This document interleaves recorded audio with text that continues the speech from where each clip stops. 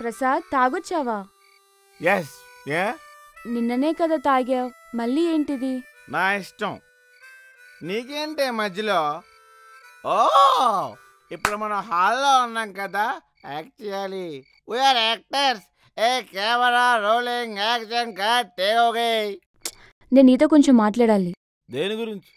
మా నాన్నకి health set అయ్యే వరకైనా మందు బ్యాన్ చేయాలా? అతను నీకు బాబు, నువ్వేమైనా చేసుకో. నీ ఆస్కర్ పర్ఫార్మెన్స్ నాకు రా తెల్లే. ప్రసాద్ ప్లీజ్ అరవకు, నాన్న నిద్రపోతున్నారు. అబ్బా పప్పా సోరా. నాన్న నాన్న నాన్న, నీ మనసు ఎంత మంచిది నాన్న. నీకే ఉన్నాడు బో నాన్న. అసలు ఎందుకే నేను యాక్ట్ చేయాలి? ఏం ఉపయోగం నాకు? ఏడ్చాను, కుమిలిపోయాను, కాళ్ళు పట్టుకున్నాను. ఒక మనిషి ఎంత దిగజారకూడదో అంతవరకు దిగజారు బ్రతిమలాడాను. ఆ రోజు నువ్వు ఆటో ఎక్కి వెళ్ళిపోతున్నప్పుడు ఒక్కసారి నా వెనక్కి తిరిగి చూస్తావేమో హాస్పిటల్.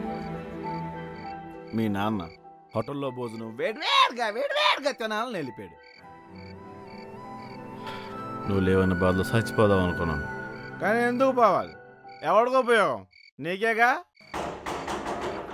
అందుకే లైఫ్ కొత్తగా స్టార్ట్ చేశా. ఎప్పుడెప్పుడే అన్నీ మర్చిపోయి ఐశ్వర్య,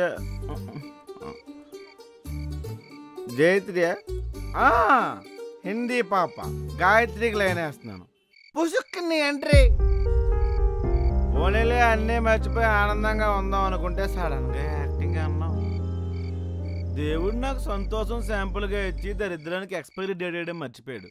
ఏ గాడ్, నువ్వు కిందకి రా, మా ఆఫీస్లో ఆఫీస్ బాయ్ పోస్ట్ ఇప్పిస్తా. కార్తీక్, నీకు శాలరీ ఎవరు తెలుసా? ప్రసాద్ ప్లీజ్, నాకు కొంచెం టైం కావాలి, హెల్ప్ చేయి ప్లీజ్. సరే తీసుకో, ఎంత టైం కావాలో తీసుకో. ఈలోగా గాయత్రి నాకు సెట్ అయిపోద్ది. నా యాక్టింగ్తో నిన్ను మెప్పిస్తాను స్వాతి. ముందు చిన్న చిన్న క్యారెక్టర్లు చేసుకొని ఆ తర్వాత పాన్ ఇండియా స్టార్, తర్వాత రాజకీయాలు, ఆ తర్వాత కుంభకోణాల్లో దొరికిపోతానేమో మరి.